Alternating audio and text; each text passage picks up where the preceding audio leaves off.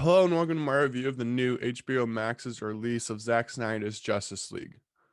Go check out my original Justice League review first. In this review, I'll pretty much only talk about the changes made from that version, which were either good or bad in my opinion. The Snyder cut of this movie is 6 parts here on HBO Max. This is a great change. I loved it. It made the movie not seem so daunting with a runtime of 4 hours. The different parts were all well directed. You got a complete story. If you'd only watch one part at a time, it felt like a 6 part miniseries TV show. And that was like one of the best parts of this. It's easy to consume, being 4 hours. It had that comic book style feel of like a series running a comic book, that you get these same plot points during each part, and then you're waiting for that next comic book to come out to finish up the story. Um, but all in all, Zack Snyder brought these characters to life more in this version, and it felt like his previous film Watchmen, where he had all these casts of characters they had to bring together and make their own, and he did this in this movie as well. A technical change that happened with this movie is the slow-mo shots used. It was a little bit overkill with all the slow-mo shots. Within every battle, there seemed to be 3 or 4 slow-mo shots. Mostly used with the Flash, but also with Wonder Woman a lot, I noticed. The Flash is just because of the Speed Force and seeing him throw his punches. But Wonder Woman with her sword, every time she did a flip, it seemed like it'd go in slow motion and then come out with this loud pitching song. It was kind of annoying and kind of didn't need it. The scenes could have just been the fine without the slow mo. The slow mo was overused and not needed in many cases. Zack Snyder did change a lot, and he vastly improved Justice League on so many levels, in my opinion. The film takes on a whole different tone. Zack Snyder makes his version of Justice League much darker, and there's not many light-hearted scenes as in the original. The few scenes where comic relief jokes are used is at the responsibility of the Flash to deliver them, and that goes along with his character.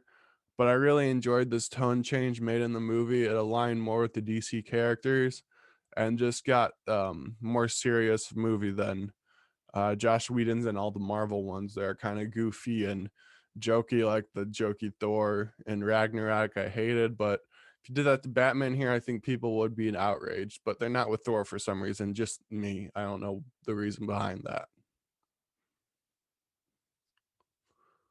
One of the ways Zach changed the tone was with the musical score, though. The score was much mellower and softer than in the original.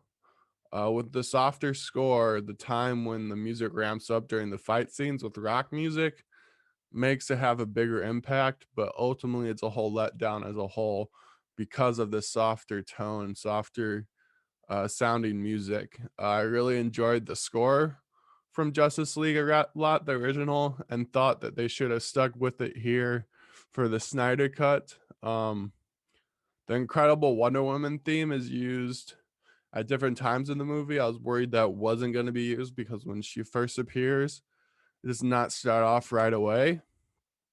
It's only until she starts to fight that you start to hear the Wonder Woman score, and it was only for a limited time. The other times it was this weird yelling, high pitched voice, which was annoying with Wonder Woman. I don't know why he chose that. And then there's also the Emission, the Icky Stump song, that appears by Aquaman when he goes into the water. Without this song, Aquaman does not seem as badass as he was in the original Justice League. And also the intro song everybody knows was taken out as well during the opening credits.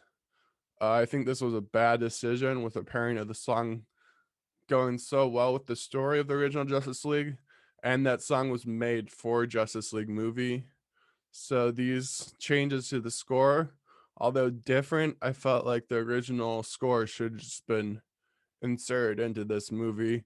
Maybe a little bit lighter tones at some parts, but you still need that dark, gritty music that was in the first film, and the popular songs like Iggy Thump and everyone knows, just spread throughout just to get the same tone of the characters. Now, you know, this is a completely different movie from the jump start. It says a different start to this movie, different intro, different feel that you can feel compared to the original, which is more like Josh Whedon-ish, jokey-ish kind of one. Zack took out the bad cell phone shot of Superman with a terrible CGI'd mouth and chin. That scene was ultimately not needed, and not sure why it was in the original cut to begin with. They just need, I think, Superman to appear early before he's revived just to get people excited. But that wait to see Superman is so much more impactful if you just wait until he revives and showing him up front and first in the movie. But his death is so much more important in this film. It leads directly to Steppenwolf coming to Earth and activating the mother boxes. Not having Superman appear later in the film, like I said, it was much more exciting. In that moment, he comes back to life. You can cheer on your couch and be clapping, just like a movie theater experience. There, it would have been great in the actual packed movie theaters, maybe someday. But Zack Snyder really made you miss the Superman character. Zack Snyder definitely held off on Superman, and he did not like build him up any in the movie because he's already established. He's not revealed until the end of almost the end of the film, and that's because he got his whole other standalone Man of Steel film, unlike the other characters. That way you already know Superman's backstory in this universe. There are a ton of extra scenes in this movie that help make you feel complete while giving us backstories. None of these extra scenes really included Superman, so the other ones were used on the other characters, mainly Flash and Cyborg. But these backstories really got me more invested into all the members of the Justice League, not just Batman and Superman. The scenes give us reasons for certain actions the characters take in the film. Is really nice to have more of these backstories with the members of the team. And then the extra scenes also give us relationships between multiple team members, mainly the Flash and Aquaman. Start this little jokey relationship that I think works nicely that wasn't in the original Justice League. The extra scenes made me care more about each character and allowed us to have some kind of connection to them. The majority of the scenes were focused on the Flash and Cyborg, which is nice since their characters were the least developed in the original. I particularly liked seeing Barry meeting Iris.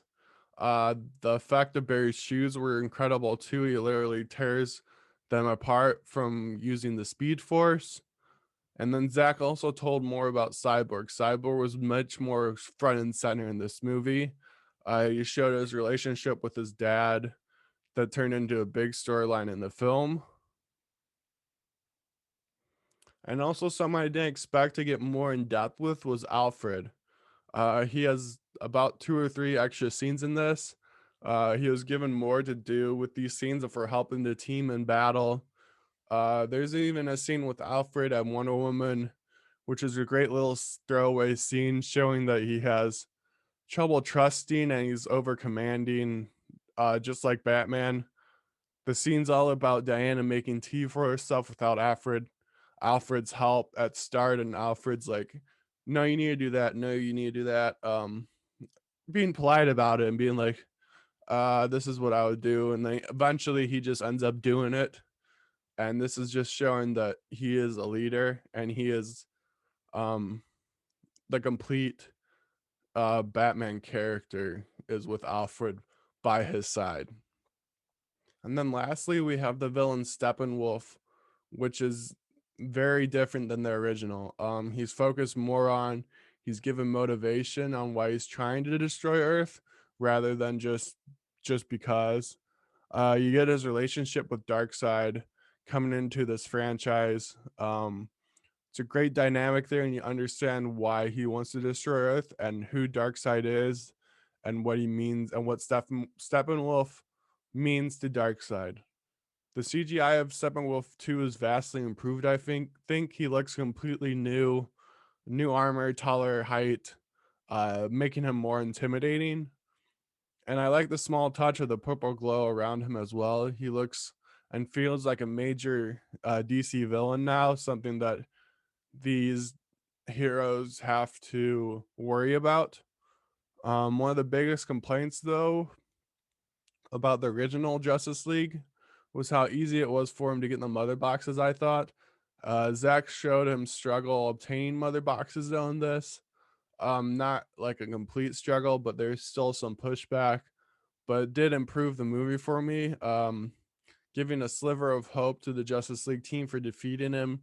Steppenwolf is a brutal in this film. He kills and has more weapons at achieving the goals of collecting the mother boxes. There's a lot of blood, a lot of limbs being cut off, but also the overall this movie is a great improvement from the original. I give the movie an 84 out of 100. Go check out this film for yourself on HBO Max now. Leave a comment below and tell me what you thought of the movie, and please like and subscribe, guys.